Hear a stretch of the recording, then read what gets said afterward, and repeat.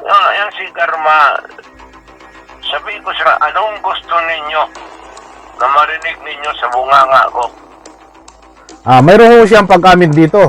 Tungkol dito, sa ika nga po namamagitan sa kanila ni ex-Colonel Garma sa bandang gitna ho ng video na ito. At wag po kayong alis. Ito pa, ang matinding banat ni Digong. Ako na mismo ang tawagin nila at ibibigay ko sa kanila ang sagot na gusto nila. Yung gusto nila, hindi ko gusto.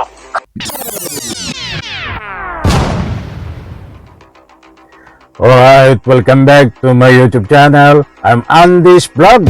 Nako, matinding pag-amin, matinding revelasyon nitong si dating Presidente Digong tungkol dito sa mainit na usapin na piki, na drug war at siyempre itong relasyon nila ni ex-Colonel Garma.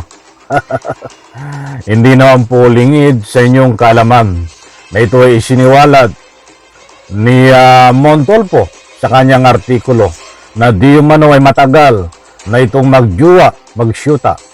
Ito nga si Digong at itong si ex-Colonel Garma na itinuturo ngayon ni Garma itong si Digong na siya ang nag-utos sa kanya upang gumawa nitong pagpaslang, kumuha ng papaslang at yan nga itinuturo itong si Colonel Leonardo.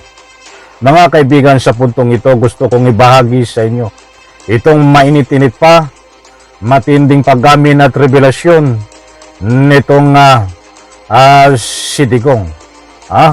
Ay magugulat ho kayo. Kung itong si Bongo ay mayroon na rin pong pag-amin na mayroon pong reward system at milyones ho ang kapalit. At itong si Bato ay itinuro din ho at umamin na itong si Bongo ay namimigay talaga ho ng pera. Ba't kakaiba naman ho ang pag-amin nitong dating Presidente Digong? Matutuklasan po at matutunghayan natin dito sa ibabahagi ko po sa inyo. Na mano ho ito eh. Ngayon nyo pa lang ho maririnig dito kay Digong. Kaya kapag may pagkakataon po kayo, inaanyayahan ko na panoorin ang video na ito. Nako, wag na po nating patagalin. Kapanapanabik ito. Kumusta naman ang relasyon nyo? Dating Presidente Digong nitong si Garma. Kayo ba ay matibay pa ang relasyon? Eto, nako. Ay, kung ito lang naman, it's all about me.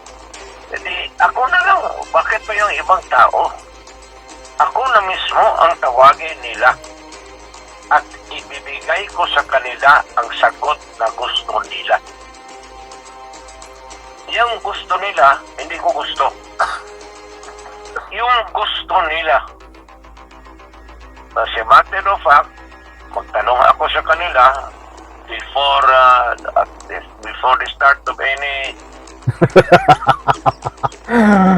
May hilo tayo dito sa mga sagot ni Digong. Ano ba ang gustong ipunto nito? Ikaw ba'y nananakot na naman?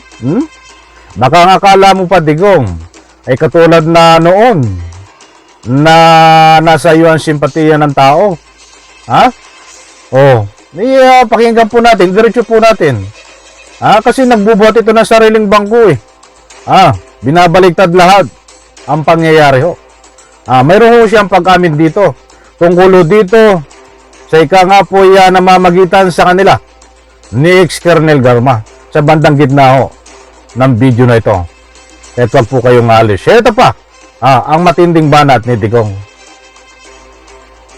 Official proceedings, sabi ko siya, anong gusto ninyo na marinig ninyo sa bunganga ko? Ganon ang ko. So wala kayong ibibigay ko sa kanila. Bahala sila. Kaya Kung ako ano naman, gusto niyo sa kagaya ito ni Ruina, si Regina Garma. Garma. Ito na ho. Pupunta na tayo dito sa ugnayan nila. At kung ano nga ba ang tunay na namamagitan? Dito kay Garma at kay Digong. Ito po ay actual interview niya. Dito ho kay ni Panelo. Itong bata niya na si Panelo. At may mga isiniwala to siya dito. May mga inamin. Bata ito ang tinutumbok ko natin. Malapit na dito ho sa katotohanan. Ang usapin between Garma at ang Digong. Ito ho. Yan si Garma, laking Davao yan. Laking pulis sa Davao yan. Yan pa sila Leonardo. Marami yan silang grupo, but itong dalawa na ito, grupo ni Garma, were specifically assigned by me to take care sa droga. Ay, nakasign pala naman kaya Digong para to take care sa pinagbabawal na gamot. Ay, yung ba ang iniingatan nun? Ito po. Ang kanyang mga pag-amin pa. Yun ang totoo diyan. Ngayon, there is may marinig ka dyan sa narrative ni Garma na kumukuha ka ng Iglesia ni Cristo. Alam mo ba, sir, kung bakit? Bakit to?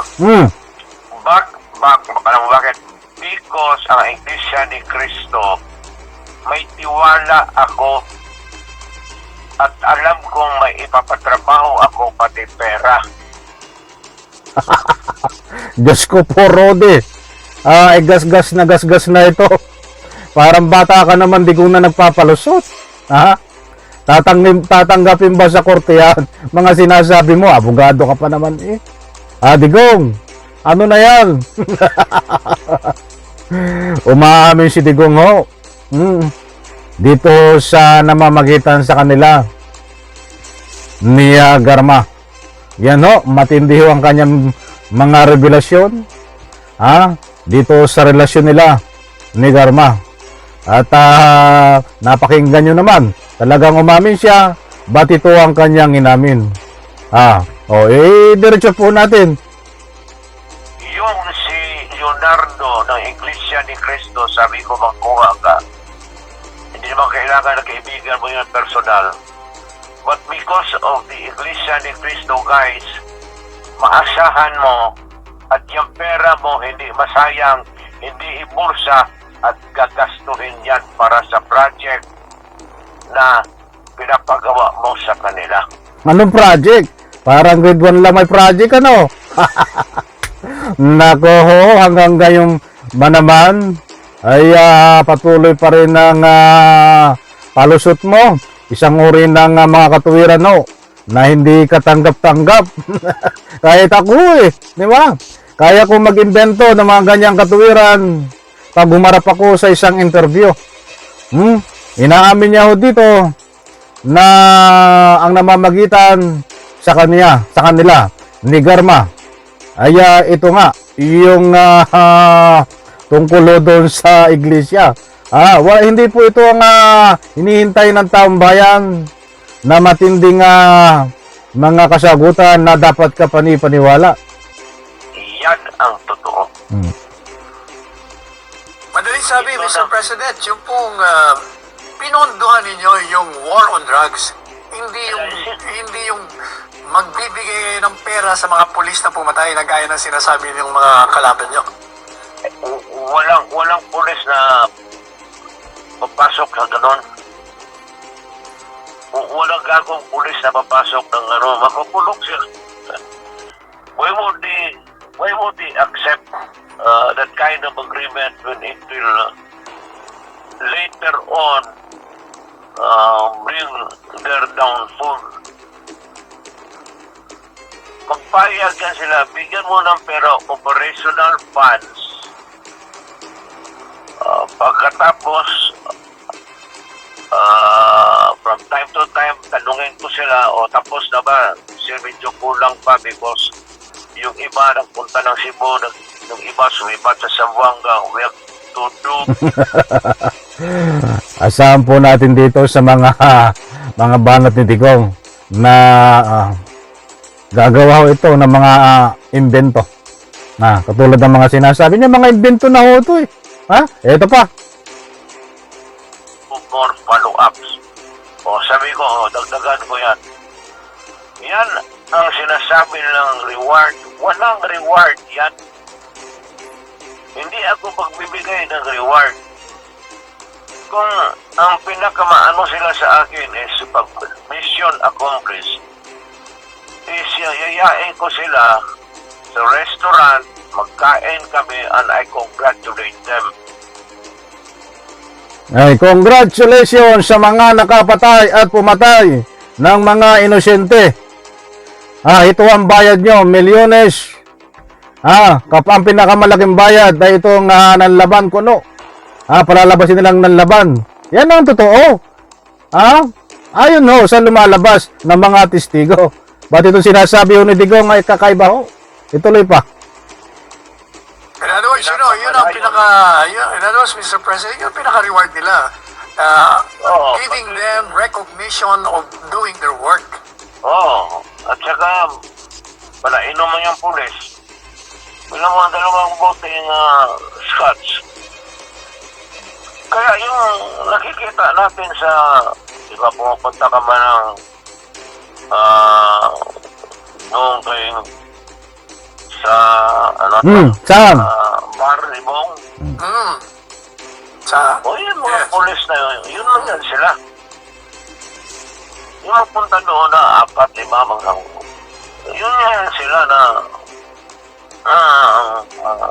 maripartida ko sa kanila. Hindi yan ang tatanggap ng pera na iya. Yan lang sabi ko, sige, hapon kayo doon. Inuman tayo. Ayun, hindi raw tatanggap ng pera dahil naiiya yung mga pulis. Ang ginagawa lang nila ay magiinom doon sa bar ni Bong. Hindi naman sinabi yung apelido na Go eh. Ba't sabi bar ni Bong? Doon sila nagtitipon-tipon, nagiinom. Yung mga pulis pagkatapos ng trabaho. Mga mahal kong taga-subaybay. Okay, alright. Gusto ko pa sana bigyan dito ng mga public opinion. Kinulang po tayo sa oras. Bigyan po natin ng part 2.